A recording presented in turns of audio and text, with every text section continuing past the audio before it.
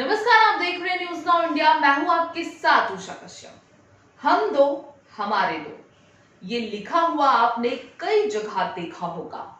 सरकार इस पर हमेशा जोर डालती नजर आती है। पर अब सवाल ये कि क्या नेताओं के खुद के दो बच्चे हैं या फिर ये मुसलमानों को टारगेट करने का एक नया बहाना है? आपके इसी सवाल का जवाब आज हम तलाशने की कोशिश करेंगे। हम दो हमारे दो नारे को हिंदी के मशहूर कवि बाल कवि बैरागी ने लिखा था और इस बात को कागजी तौर पर सरकारों ने काफी अहमियत दी, लेकिन सिर्फ कागजी तौर पर, क्योंकि नेताओं के खुद दो से ज्यादा बच्चे हैं। हैरान हो रहे हैं ना आप? ये सच है। देखिए, सबसे पहले मैं नितिन गडकरी से आपको रूबरू कराती हूँ।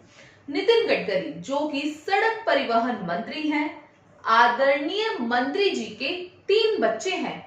हम दो हमारे दो यहां से बिल्कुल गायब है।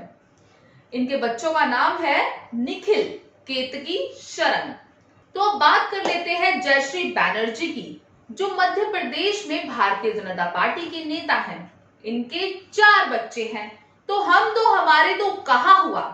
अरे भाई, पहले आप मानेंगे तभी तो आम आवाम मानेगी ना।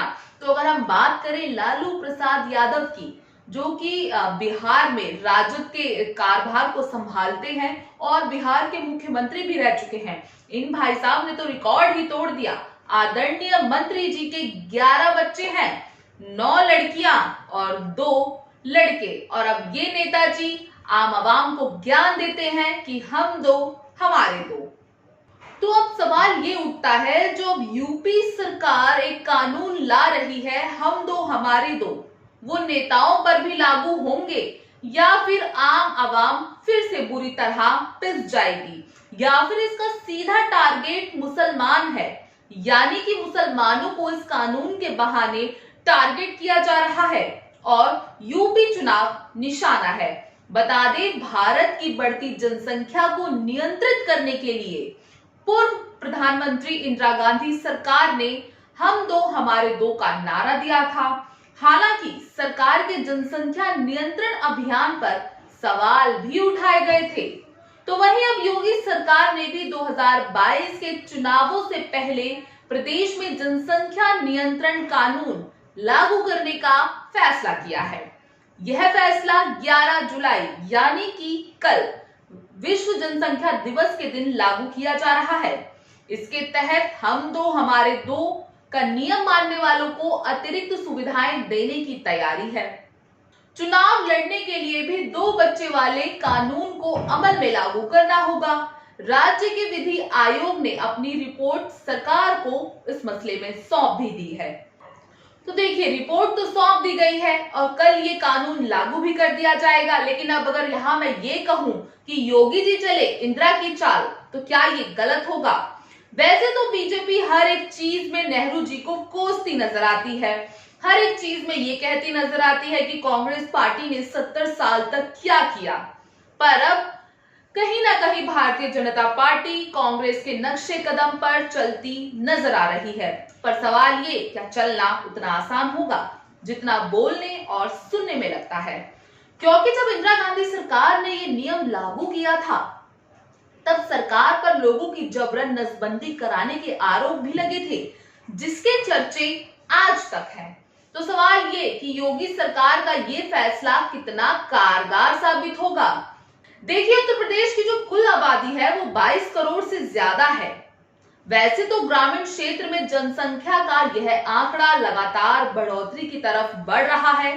पश्चिम यूपी के कई जिलों में अल्पसंख्यकों की आबादी भी बढ़ रही है। उसके हिसाब से जनसंख्या नियंत्रण के उपाय कितने कारगर होंगे, यह समय बताएगा। लेकिन मैं आपको बता दूं, 22 करोड़ की आबादी बहुत ज्यादा होती है। तो हम दो हमारे दो अगर सरकार कानून ला रही है तो ये कानून बहुत अच्छा है, लेकिन इस कानून का अमल सब करे तो ज्यादा बेहतर होगा, चाहे वो नेता हो, राजनेता हो या फिर कोई अभिनेता। सबको इस कानून को अमल करना होगा। उसके बाद ही उत्तर प्रदेश की जनसंख्या पर नियंत्रण पाया जा सकेगा।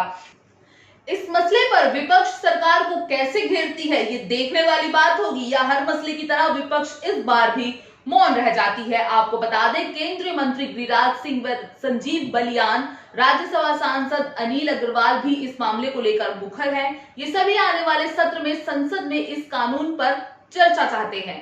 यूपी में इसे लागू करने पर यह बहस निश्चित रूप से तेज होगी, लेकिन देखने वाली बात यह होगी क्या ये कानून सच में कारगर साबित होगा। क्या ये जो कानून है इससे जनसंख्या नियंत्रण में आएगी या फिर ये सिर्फ कागजों तक ही सीमित रह जाएगा और एक चुनावी स्टंट बन के रह जाएगा। आपको क्या लगता है, आप हमें कमेंट करके जरूर बताएं। देश और दुनिया की तमाम बड़ी खबरों के लिए आप न्यूज़ नाउ इंडिया को सब्सक्राइब करना ना भूलें।